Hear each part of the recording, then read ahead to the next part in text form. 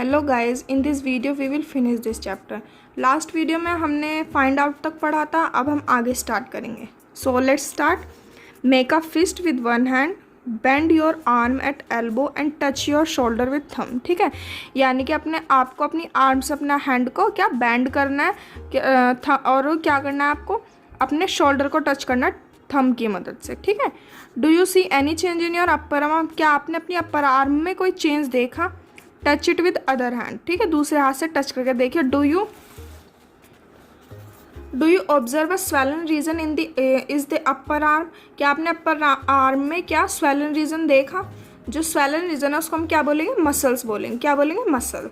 The muscle bulge due to contraction. ठीक है, muscles किससे बनती है? कंट्रैक्शन से। It became smaller in length. ठीक है।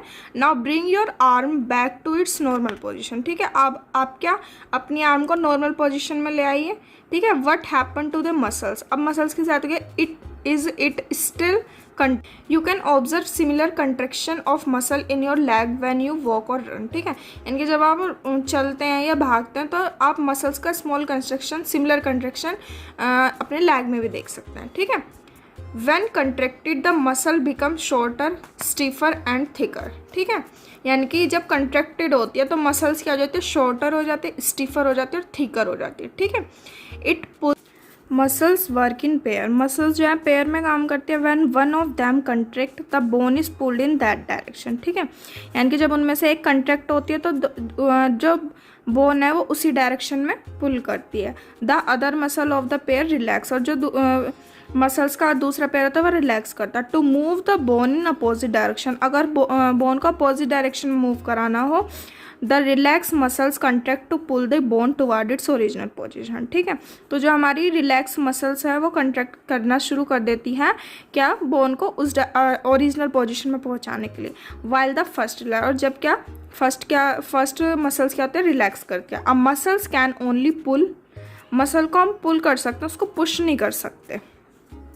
Thus two muscle have to work together to move a bone, यानी कि दो मसल्स को एक साथ काम करना पड़ता है बोन को मूव कराने के लिए। Our muscles and bone always require for movement, यानी कि हमें मसल्स और बोन्स की हमेशा ज़रूरत पड़ती है मूवमेंट में। How do other animal move? और दूसरे एनिमल कैसे मूव करते हैं? Do all animal have bones? सभी एनिमल्स के पास बोन होती है। वट अबाउट एन अर्थवॉर्म और a snail? Let us the study of manner of movement that is the gait of some animal. ठीक है, यानी कि इसमें हमने यहाँ देखा है, इसमें क्वेश्चन अराइज हुए हैं कि जो मसल्स और बोन्स है वो मूवमेंट के लिए हमेशा उनकी ज़रूरत होती है। अदर एनिमल्स कैसे मूव करते हैं? क्या सभी एनिमल्स के पास बोन्स होती है? कि हम अर्थवॉर्म और स्नेल के बारे में क्या है, उनकी कितनी बोन्स होती हैं, कैसे होता है, तो वो हम उन सब के बारे में आगे स्टडी करेंगे। ठीक है, तो अब देखते हैं 8.2 गेट ऑफ एनिमल। ठीक है, यानी कि एनिमल कैसे चलते हैं, उनकी चाल कैसी होती है। तो सबसे पहले हमारा क्या है? अर्थवॉर्म आया है। ठीक है, तो अब हम अर्थवॉर्म के बारे में पढ़ेंगे। एक्टिविटी 5 में देखते हैं observe an earthworm moving on a soil in a garden. ठीक है, यानी कि आप गार्डन के अंदर सोइल के ऊपर जो अर्थवॉर्म मूव कर रहा है उसको ऑब्जर्व कीजिए। Gently lift it and place it on a piece of blotting और अ फिल्टर पेपर। ठीक है, आप उसको जेंटली ब्लोटिंग के पीस पे या फिल्टर पेपर पे उसको चढ़ा लीजिए। ऑब्जर्व इट मूवमेंट, उसका मूवमेंट को ऑब्जर्व कीजिए। Then place it on a smooth glass plate और एनी स्लिपरी सरफेस। ठीक है, फिर आप उसको एक स्मूथ ग्लास प्लेट पे या फिर किसी स्लिपरी सरफेस के ऊपर उसका आप प्लेस रख दीजिए। ऑब्जर्व इट्स मूवमेंट नाउ, अब उसका मूवमेंट आप देखिए। Is it different from that on a paper? क्या पेपर के ऊपर उसका मूव करना और एक स्लिपरी सरफेस के ऊपर मूव करने में उसका डिफरेंस है या नहीं? In which of above two surfaces do you find that earthworm is able to move easily? ठीक है, यानी कि इन दोनों ऑब्जर्वेशन को करने के बाद, ठीक है, पेपर के ऊपर, फिल्टर पेपर के ऊपर और स्लिपरी सरफेस के ऊपर, हमें क्या ये इन दोनों सरफेसों के ऊपर हमें ये पता लग गया, हमने ये फाइंड किया है कि अर्थवॉर्म जो है वो इजीली मूव कर सकता है। ठीक है, वो सक्षम है मूव करने में। The body of an earthworm is made up of many ring join end to end. ठीक है, यानी कि जो अर्थवॉर्म की बॉडी है वो काफ़ी सारी रिंग से मिलकर बनी है, एक एंड से दूसरे एंड तक join. An earthworm doesn't have bones, it has muscles which help to extend and shorten the body. एक अर्थवर्म के पास कोई बोन्स नहीं होती हैं, उसके पास मसल्स होती है जो कि उसको एक्सटेंड और शॉर्टन, उसकी बॉडी को एक्सटेंड और शॉर्टन करने में हेल्प करती हैं। ड्यूरिंग मूवमेंट के दौरान the earthworm first extend the front part of body keeping the rear position fix to the ground. ठीक है, यानी कि जब वो मूव करता है मूवमेंट के दौरान तो जो अर्थवर्म का फर्स्ट पार्ट होता है, शुरू का जो पार्ट होता है वो क्या करता है, एक्सटेंड करता है। ठीक है, और जो बाकी का रेयर पीछे का जो बॉडी बचती है वो क्या होता है, ग्राउंड पर ही फिक्स रहती है। Then it fix the front end and release the rear end. ठीक है, अब क्या वो फर्स्ट एंड को उस पर सरफेस पर ही रखेगा, ज़मीन पर ही, और फिर जो रिलीज रेयर एंड, और जो एंड का उसका पार्ट है वो उसको मूव कराएगा रिलीज करके। ठीक है, it then shorten the body and pull the rear end forward. This make it move forward by small distances. ठीक है, तो ये इस तरीके से मूव करता है। Repeat such muscles expansion and contraction. ठीक है, the earthworm can move through soil. ठीक है, ये क्या करता है, सॉइल के द्वारा थ्रो मूव करता है। It body secrete a slimy substance to help the movement. इसकी बॉडी क्या, अर्थवर्म की बॉडी सीक्रेट करती है एक स्लिमी सब्सटेंस जो कि उसको मूवमेंट में हेल्प कराता है। How does it fix part of its body to the ground. ठीक है, जो उसका फिक्स पार्ट होता है बॉडी का वो ग्राउंड पे कैसे फिक्स होता है। Under it body it has a large number of tiny bristles projecting out. ठीक है, उसकी बॉडी के अंदर ठीक है, बॉडी के अंदर क्या होता है, बहुत ज़्यादा लार्ज नंबर क्या होता है, टिनी ब्रिस्टल्स होते हैं, हेयर लाइक स्ट्रक्चर्स होती है। ठीक है, the bristles are connected with muscle. जो ब्रिस्टल्स होता है वो मसल से कनेक्टेड होता है। The bristles help to get a good grip on the ground. ठीक है, जो ब्रिस्टल्स होते हैं वो ज़मीन पर एक गुड ग्रिप बना लेते हैं। The earthworm actually eat it way through this soil. Its body then throw away the undigestive part of material that it eat. ठीक है, जो उसको खाता है वो अनडाइजेस्टिव बॉडी का पार्ट उसको फेंक देता है जो वो उसे खाता है। This activity of an earthworm make the soil more useful for plant. और ये एक्टिविटी, अर्थवर्म की एक्टिविटी सॉइल को और भी ज़्यादा यूजफुल बना देती है प्लांट्स के लिए। ठीक है, स्नेल एक्टिविटी 6। अब एक्टिविटी 6 में हम स्नेल के बारे में पढ़ेंगे। Observe a snail in your garden और इन फील्ड। ठीक है, आप एक स्नेल को ऑब्जर्व कीजिए अपने गार्डन में या फील्ड में। Have you seen the rounded structure it carry on back. आपने देखा है कि वो एक राउंडेड स्ट्रक्चर उसकी बैक पर वो अपने कैरी करके रखता है। दिस इज कॉल्ड शैल, जिसको हम क्या बोलते हैं, शैल बोलते हैं इसको। ये राउंडेड है अपनी पीठ पर कैरी करके रखता है बैक पे, उसको हम क्या बोलते हैं, shell. And it is the outer skeleton of snail. और ये क्या है, स्नेल का आउटर स्केलेटन है। ठीक है, but it is not made of bone. ठीक है, लेकिन ये बोन से मिलकर नहीं बना होता है। The shell is a single unit and doesn't help in moving from place to place. ठीक है, यानी कि सेल के पास सिर्फ सिंगल यूनिट है और ये कोई ये एक प्लेस से दूसरे प्लेस तक मूव कराने में हेल्प नहीं करता। It has to be dragged alone. ठीक है, द प्लेस ऑफ स्नेल और on a grass plate and watch it. ठीक है, यानी कि आप स्नेल को ग्लास प्लेट पर रखिए। ठीक है, और उसको ऑब्जर्व कीजिए। वैन इट स्टार्ट मूविंग, जब वो मूव करना स्टार्ट करेगा, carefully lift the glass plate along with the snail over your head. Observe it movement from beneath. आप उसको ग्लास प्लेट पर रखकर, ठीक है, ओवर योर हेड, और फिर उसको मूव करते हुए आप उसको ऑब्जर्व करें। A thick structure and the head of the snail may come out of an opening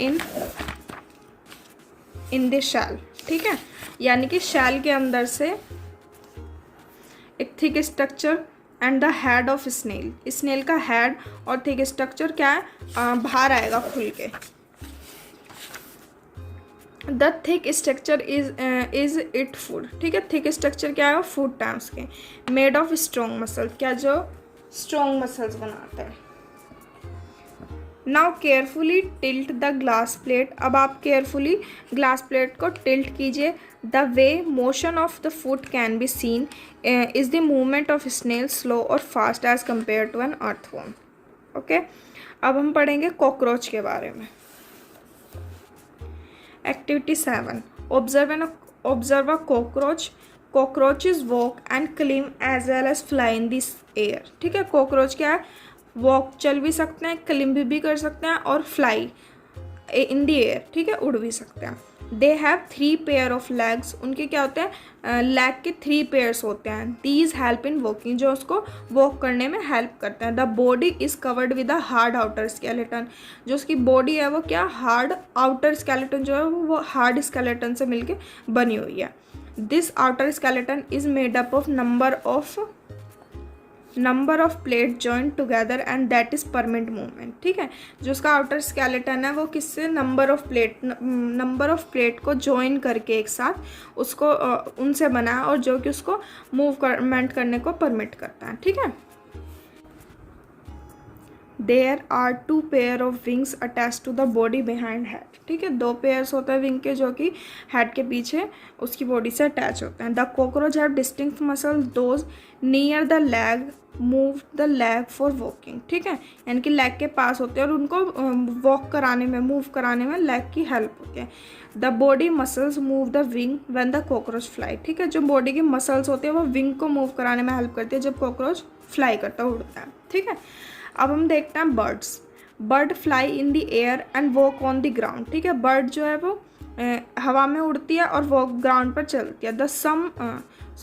some bird like duck and swan also swim in water. कुछ बर्ड्स हैं जैसे डक हो गए, स्वान हो गए, वो क्या पानी में तैरती भी हैं। The bird can fly, bird उड़ सकती हैं क्योंकि because their body are well suited for flying. ठीक है, क्योंकि उनकी बॉडी क्या है वो बहुत अच्छे से सूटेड है उड़ने के लिए। ठीक है, their bones are hollow and light, उनकी बोन्स क्या होलो हैं और लाइट हैं। The bone of hind limb and typical for walking and perching. ठीक है, जो हिंड लिम की बोन्स है वो टिपिकल होती हैं उनको चलने के लिए और पर्सिंग करने के लिए। The bone part of forelimb are modified as wing. ठीक है, जो बोन पार्ट है फोरी लिम का वो मॉडिफाई हो गया as a wing. The shoulder bone are strong, shoulder bone जो होती है उनकी स्ट्रॉन्ग होती है। The breast bone are modified to hold muscles of fight which are use to move the wing up and down. ठीक है, जो breast bone होती है उनको मॉडिफाई, जो कि मसल्स फ्लाइट की मसल्स को होल्ड करके रखते हैं, which are use to move wings, जो उन्हें ऊपर की ओर या नीचे की ओर उड़ने में मदद करती हैं। ठीक है, अब हम पढ़ेंगे फिश के बारे में एक्टिविटी 8 में। मेक अ पेपर बोट, आप एक पेपर बोट बनाइए। Put it into water and push it with 1 narrow and Poynting forward. ठीक है, आप एक पेपर बोट बनाइए, उसको पानी में तैराइए और फिर उसको एक साइड से, एक हैंड से आप उसको अंदर की तरफ क्या करिए, नैरो एंड पॉइंट से फॉरवर्ड कीजिए। Did it go into the water easily, वो पानी में आसानी से चली जाएगी। Now hold the boat side way and push it into the water from broad side. ठीक है, are you able the make boat move in the water, you push it from this side.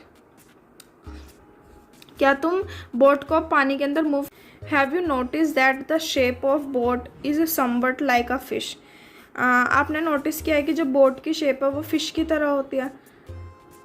The head and tail of fish are smaller. ठीक है, जो head और tell है वो fish की smaller होती है than the middle portion of body. जो उसकी फिश का मिडल पोर्शन है उसके मुकाबले वो हेड और टेल क्या होते हैं उसके बहुत छोटे होते हैं।